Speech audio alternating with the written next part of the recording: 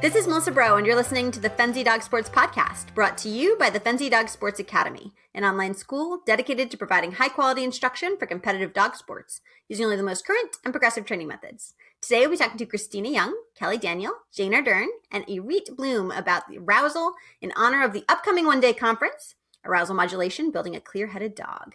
Hi, all. Welcome back to the podcast. Hi. Hi. Lots of waving, a lot of quiet hellos.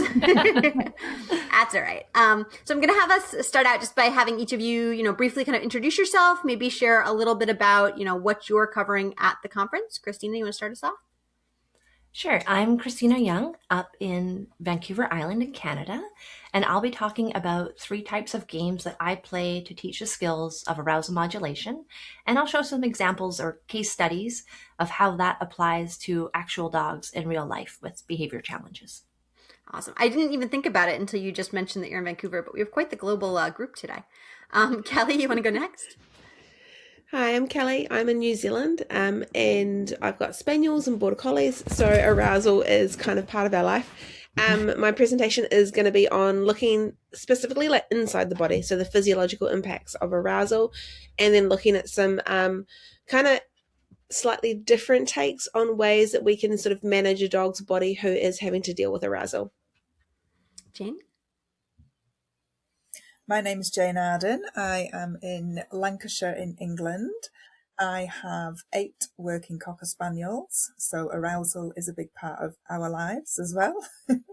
And my presentation is on my young dog, Atom, that I have been working through as he has definitely struggled from an arousal point of view. And I'm going to cover the work and exercises that I have done with him, focusing more on skills rather than behaviour, developing his ability to regulate himself better. Awesome. Irith? So I am in the United States, Los Angeles to be precise, so we really are very global. Mm-hmm. And I will be discussing some of what I say is actually going to build really nicely on what Kelly's talking about. I'll be discussing stress in daily life, meaning the stress that, the animals we live with experience just from being in our home. What are the sources of those stress? How can we reduce that baseline stress that they sort of wake up in the morning with, so that when we take them on a walk or to a trial or whatever it is, we're starting from the best possible place. Awesome. All right, so let's go ahead and jump in. So, one of the kind of big themes that's going to run through the conference, just looking at the presentations and kind of thinking about what everybody's going to be talking about, is this idea that, arousal isn't necessarily inherently good or bad. So I'd love to start us off by just kind of asking you guys, why is that an important distinction? Why does it matter that we don't think of it necessarily as awesome or terrible? Kelly? I think, like anything in biology, we have to look at the purpose. And evolutionary, we wouldn't have these biological mechanisms or systems if they didn't offer us some advantage. And for dogs, if we look at historically how they evolved in terms of domestication with humans, they had to have a number of responses that helped them with survival. And arousal does increase body systems in a way that prepares them for movement, and that will help them with survival. They need movement to evade predators, they need movement to get to their food, they need movement to work in a pack and some social interactions.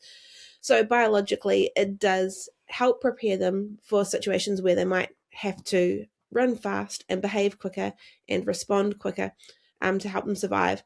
And I think it's important to consider because, we have survival mechanisms and that's okay. And like our dogs, they still have to have these things as well. They still have situations where arousal is required, especially when we look at certain breeds where we potentially breed a predisposition to these arousal responses into the breed characteristics. Jane? Am I next? Yeah. I think just as Kelly has said, I think the main thing is with arousal is understanding that it has a function. It's there for a reason. It's there for a purpose. Sometimes the actions that animals might take aren't the actions that we want them to take.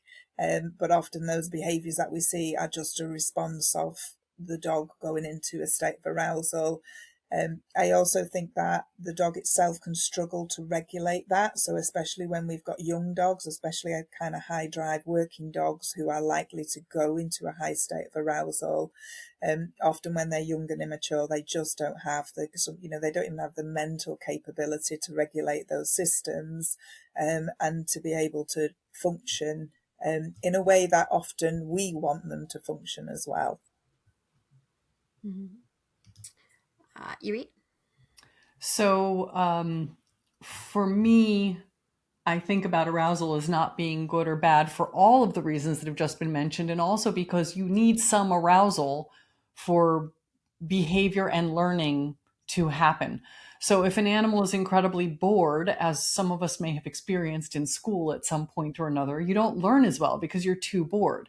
But if you're too anxious, as we've experienced also potentially in school as humans, then you might also not learn as well. Like if you're afraid that the teacher's going to call on you, you might be thinking so hard about the teacher calling on you that you don't actually listen to what's being said. Or when you take an exam, your arousal level might be too high. And one of the things I'll be talking about briefly in my presentation is something called the Yerkes-Dodson curve, and the concept that there's an optimal level of arousal for each task. That optimal level is going to be different for different things. If I want to run really, really fast from a predator that is chasing me, I want a higher level of arousal than when I'm taking an examination in mathematics. But the idea that arousal is good or bad sort of loses that sight of, here's the task and here's the right level of arousal for it. And so we shouldn't just say arousal is something we want to get rid of, because in fact what it is it's something we want to titrate to the right level. Christina? Like everyone's saying, arousal isn't good or bad. We need arousal to do cool things. We need arousal to run fast. We need arousal to do fun tricks. We need arousal to do this great obedience pattern. And whether it's a physical or a mental challenge, we need arousal to excel at those things. And the issue is we need the right amount of arousal. So we need to know how much to have for each thing that we want to work on, and how to control how much arousal we have in a given situation. So how do we know when that arousal is beneficial? So when it's helping with our learning and our performance? And, maybe what signs, or how do we know when it's starting to tip over, when we're getting too much, when it's starting to interfere, and maybe, things are going to head south in possibly dramatic fashion in a short order. Jane?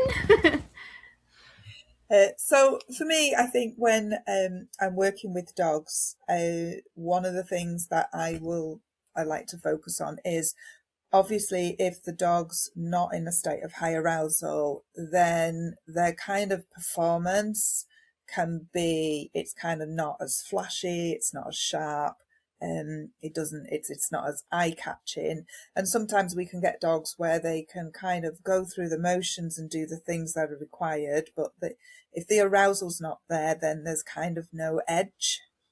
Mm-hmm. And it's often that edge that wins competitions. It's the dog that looks sharp and stylish. So I think for me, it's about looking for a dog who's, if they tip over too much, what happens is that performance can look a little bit flat, or what can happen is the performance can kind of start to go a bit erratic and you start to get errors. So the main thing for me is that if the dog is making errors, if there is less engagement, from the dog towards the handler, then this is often the signal that the dog's kind of trying to communicate that they are potentially struggling. So for me, I think, like, from a performance point of view, is if the arousal isn't right, you're going to see errors in the performance, and that generally on one side of the scale is that the dog can kind of look a little bit flat or slow, and then on the other side of the scale what you'll find is that the dog will be potentially making errors and look a little bit more frantic and erratic. Maybe. I love that answer. That's a really, it's really like specific to the context and what can we look for in that context. So I just want to start by saying that. Thank you, Jane. So for me, I approach everything, while I support people who are doing sports with the work I do, I approach everything sort of from the behavior side. And usually people come to me because, you know, they're having issues at the start line, or the dog can't think during a trial, and all those kinds of things. And very often those things do have to do with arousal. So for me, what I'm looking for when I'm trying to determine if, you know, arousal is helping or hurting, the first thing I'm going to ask is the animal responding to cues with their normal latency? If it's gotten very slow and it's like they've never heard the word down before, even though you've been working on it for years and years and years, then something's going on with them. If, on the other hand, you know, they're snoozing and I can't get their attention, there's also something going on. And some animals do shut down when they're stressed. Rather than sort of stressing up, they stress down. So I look for those signs that normally, if I say this word or present this signal, my dog is going to quickly respond in an appropriate way. But the times when the response starts to change, it slows down, or it gets really frantic, that it speeds up to the point where the behavior is not happening with a lot of accuracy.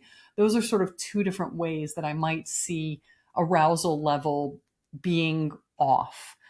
And in the end, when arousal is too high, it's harder for an animal, when arousal is too high for the context, it's harder for the animal to make the appropriate decisions, for that situation. So anytime I see an animal who's usually pretty good at decision making, have their decisions start to look a little shaky, then again, I'm going to start asking what's going on with my arousal levels. So those are some of the things that I look for. Christina? When you have the right amount of arousal, especially in a sport context, it feels like magic. Like, it feels like this great dance you're doing with your partner, whether it's agility or obedience or nose work or a disc freestyle event. You know, it just feels like this great partnership. And if we see the arousal dip down and it's too low, then you might feel like a cheerleader. If you're like, oh, come play with me, go on, and trying to jazz up your dog, you know, that's a sign that the arousal is too low. And then if you feel like your dog isn't responding correctly, or if you hear yourself thinking, you know, maybe, oh, but they know this. Why can't they do this anymore? They know their context. They know the start line. If you think that yourself thinking those things, often that means that we have too much arousal and our animal can't respond to our cues anymore. So I kind of look from like, how am I feeling about the connection in it, as well as, like Irith was saying, and about the animal's performance, but how am I feeling about our connection? Am I feeling like it's a partnership, or am I having to like calm them down or excite them in those moments as well? I love that, Christina. I'm sorry, I'm just jumping in to say I love that. And I think that what you're describing of like when the arousal is just right, like our arousal is just right and their arousal is just right, then we're in that flow state as a partnership, which is so exciting. So there's really that. not a better feeling. I mean, truly. Yeah. Kelly? So I'm going to take a sort of little bit of a different track to this answer, because these guys have covered everything brilliantly. So I guess for me, another concern, agility primarily is my sport, as well as nosework and some other bits and pieces. But I think we see it often, but there is dogs that, like Irith said, can't think, and that can translate to dogs that become dangerous with their body in their sports because they are unable to think. And when you combine the fact that the arousal changes their physiological response, and now large muscle groups are behaving differently, they're not moving in the same ways, and that can become dangerous for big, powerful, fast dogs in sports. So that's a consideration for me. We need to keep it safe for the dogs. And when you extend that to arousal over a long period of time, in agility, I do have clients where dogs are getting like quite bad diarrhea on a weekend of competing, like a normal weekend of competing, because of the high duration arousal that's occurring, and that's not healthy. So I think adding to like considerations of how arousal might be impacting your dog's body to keep them safe and healthy is really important. That's an important thing to think about. I think a lot of the times we focus so much on the training and ability to do the things that we're interested in doing. We don't necessarily think about some of those secondary, equally important aspects that it can have. I would also Go think, ahead. sorry, I'm just going to ask Kelly, I Yeah. would also think that the likelihood of injury might increase. Yeah, Yeah. absolutely. I mean, especially when you've also got people that are training skills to a high level of complexity, but like running dog walks, for example, the dogs are getting insane high speed. If you add to that arousal, which changes the activation of muscle groups, so we have less stability muscles activated and more powerful muscles activated, they go faster and they have less control and balance, and that it does result in injury. Absolutely, I would say that. Yeah. Such a great point. So everybody here is kind of coming at this from, a slightly different perspective. We've got behavior and physiology and sport performance and some, mindset-y stuff. And, how do we kind of fit all of these pieces together? So if we're thinking about, all these different aspects, where do you guys kind of see the overlap? Where do you see the things kind of pulling apart? Irith? So to me, I kind of feel like I was recently at a talk where someone was talking about mental health and physical health and saying there's actually no separation. It's one thing. We're just artificially dividing it as if it's somehow different. And I kind of feel like this question, there's a little bit of that. Like it's all behavior, physiology, performance, our mindset, all of those things are part of the same thing. Anytime any one of those tips out of balance, the entire I don't know how to put this, sort of the holistic animal human partnership is also out of balance. And so to me, I feel like I can't do the sport well if I don't have the stress and arousal sort of sorted out in a way that works for that animal. I can't communicate my cues well if the stress is too high. I can't do my sport well if my cues are not coming through, or if something outside is happening in that sport context. It's all sort of part of one big ball of things that fits together. So it's kind of hard to say. My main mindset is the stress end of it. What can I do to get the distress levels down to as low a level as possible, and then the stress as an excitement to a level that works well for what our purposes are, and it's still all part of the same thing. Yeah. Christina? Well, I started in behavior work like 30 years ago, and then when I started my business, I just planned on doing dog sports. And that shifted as those sport dogs started to come to me for behavior. And then I shifted back again, and pretty much all of my training is now behavior work. But in the past, all that behavior work concentrated on just lowering arousal. Like arousal was bad. Let's get rid of the arousal. Let's lower, and let's try to train the arousal out of dogs like it was a bad thing. And sports has taught us that arousal isn't bad. Like we get these super cool dogs to do these super cool things, and we need arousal. And through sports, I think that gave us the lens to start understanding like the purpose, the motivation to start really truly understanding arousal, and how we can then take those skills that we're teaching our dogs back into the pet world or the behavior world to use those same skills that we wanted to get that super fast, accurate agility run. Now to say, actually, I'd like to walk my dog down the street without them losing their marbles because of a garbage truck or another dog or a kid running. And I think that we learned a lot just having the motivation from sports in order to go back and look at just the behavior stuff. Kelly? It's just pieces of a puzzle, and I think you have to consider all of the pieces to get the end puzzle made. And So that means we need to look at all the different aspects that are relating to arousal, and that includes at home, that includes the behavior, that, it includes everything. And I don't think we can have a decent view of the whole picture unless we consider all of the different pieces that fit together. Jane? Yeah, so I think, like, whenever any dog comes to me and if somebody's got, like, if they come to me from an arousal issue point of view, you have to look at that big picture as well. And I will always start from a physiological point of view, from the dog, and making sure that, for example, there's no pain. And interestingly enough, the majority of the dogs that I do have come to me where they're being labelled as like hyperarousal, overaroused, and these dogs are non-functional, we often root down and find that actually it's pain related as well. I find a lot with the working dogs, that some of these dogs it's as though they put themselves into hyperarousal because they're kind of self-medicating because of releasing the adrenaline and the endorphins and so on. So one of the things I think, any dog, if we've got an arousal problem, we have to look at, confidence, we have to look at health, we have to look at what does the dog understand, we have to look at how does the environment impact the dog, what is pressure, what is pressure for that dog, what does that dog feel that is challenging and difficult.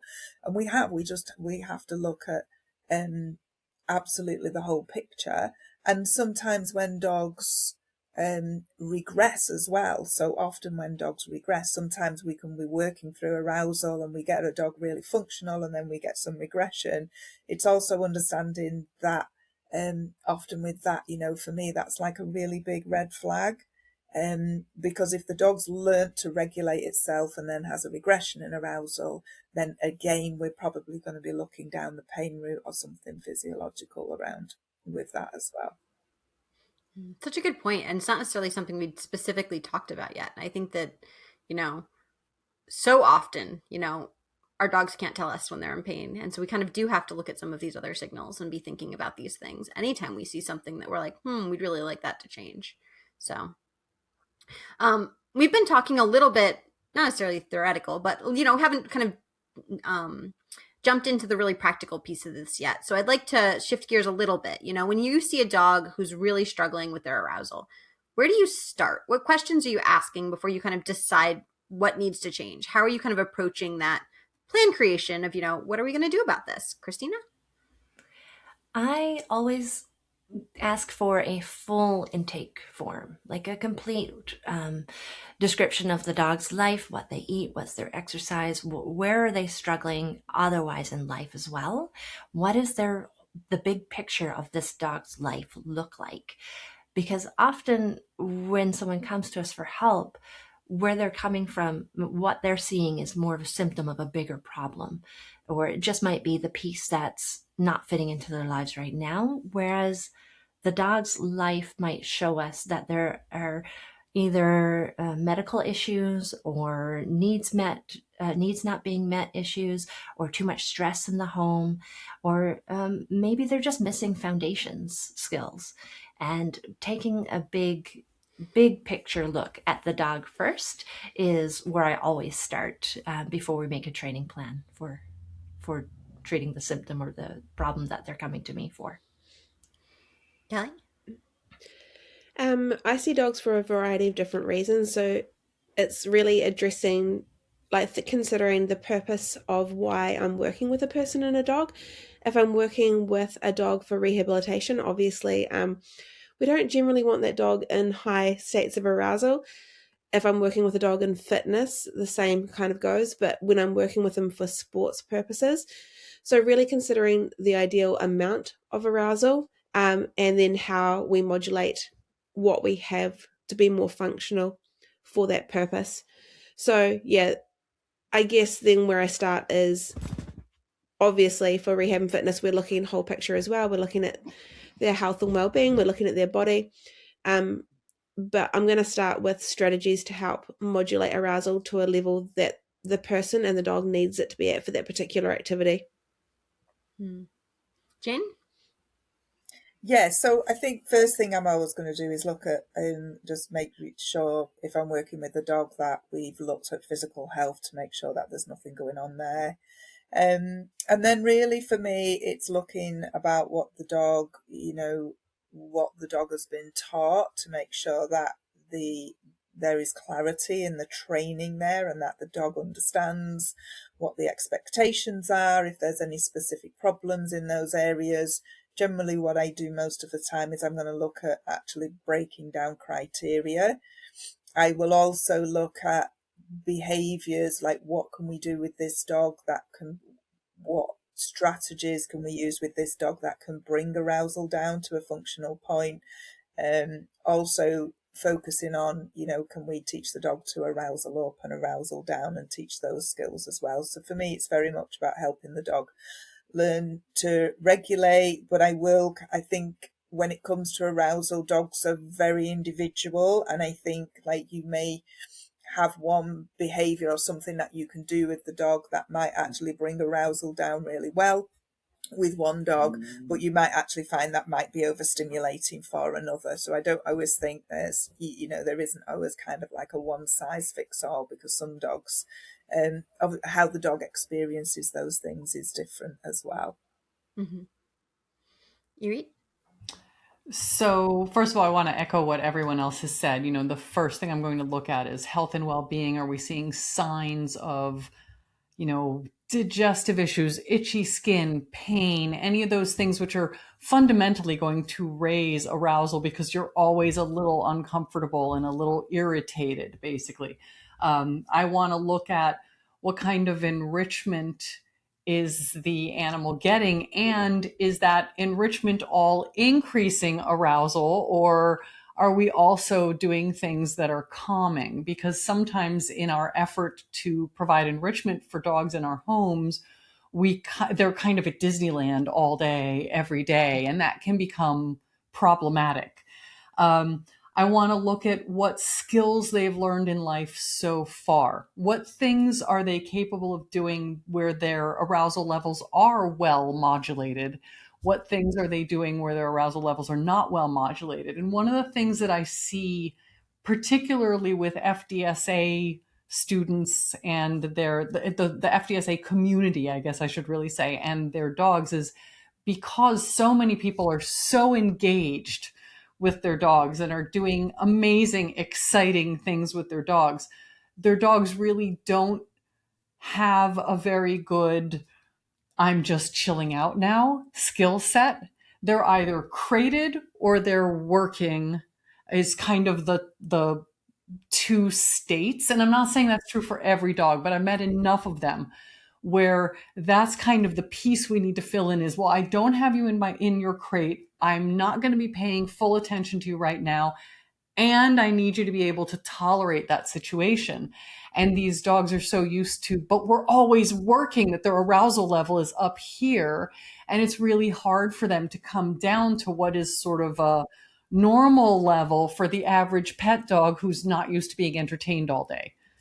Yeah. So that's one of the things that I think about a lot is, does this dog have a history, dog or other animal for that matter, have a history of just kind of, I'm always working, I'm always doing, and I don't actually know how to just stop and chill and be.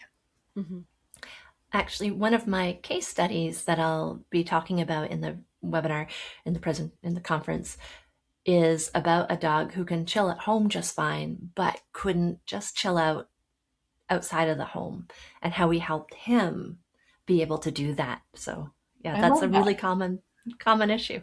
Yeah.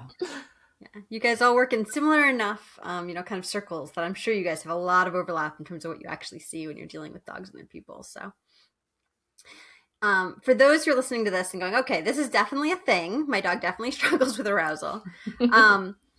What's one thing that you think, maybe they should consider to no longer do, to stop doing, and then maybe what's one thing they should start doing instead? Christina? There's an older philosophy that you always need to end on a good note. And so sometimes we just keep repeating the same thing over and over again. If our dog is having a hard time, or if we're having a hard time, stop trying to push through it. Stop repeating it. Stop just trying to end on a good note. Repeating the same failure over and over again isn't going to help our dogs, and it can really make things worse for them longer term. Instead, stop, break things down. What can your dog do in that moment? uh, and then take a break. Think about where the arousal first became a challenge. At what point of that game or that exercise or that skill did it start? The ability to modulate arousal start to diminish? And let's start there instead. We might take a big break from whatever it is that we were struggling with and go back to some foundation pieces starting earlier, and make sure at any point along the path we can modulate arousal, and then our dogs will be able to learn that hard thing even faster. I like that. Kelly? I think it's just, I would hope that handlers would consider everything that they're doing with their dogs and make sure that it's not just everything is high arousal, high intensity activities, that they have a balance in what they do with their dogs. I think that's really important, because otherwise the dogs are just going to associate them all of the time with high intensity, high arousal activities, and they, like, literally interacting with a handler is going to create high arousal, high intensity. And so I think looking at what you do and making sure that you do some activities that are a little bit more on that other side of the spectrum, because it's healthy for everyone. And then you're going to have the capability to recognize, but also teach your dog how to engage that whole different nervous system that is going to reduce arousal and create more calm behavior and more and better movement patterns as well, because they're engaging different muscles. And I know some people will say, but I do like nose work. And if anyone's seen a spaniel do nose work, I can absolutely say that that is not going to be low arousal. It's absolutely high arousal. My spaniels foam at the mouth. That is not a relaxing activity for them. They are high intensity. So for my guys, I teach them fitness, obviously, and I try really hard to keep the arousal low in fitness so that I'm engaging the muscles that help with stability. But I also teach them to relax in a bed when they're not working. So it's kind of the things that everyone else has been saying. So for me, fitness is really important for multiple reasons with my dogs, and this is one of the reasons. I like that. Jane? So I always think it's important, if we've got an arousal problem with anything that we're doing, and coming from kind of people who are working in competition or with working dogs and sports, is often when we get our dogs, we have an agenda, we have these goals of the things that we want to achieve. And often when these dogs are struggling, what I will often say to people is that you need to meet the dog's needs before the dog can meet your needs.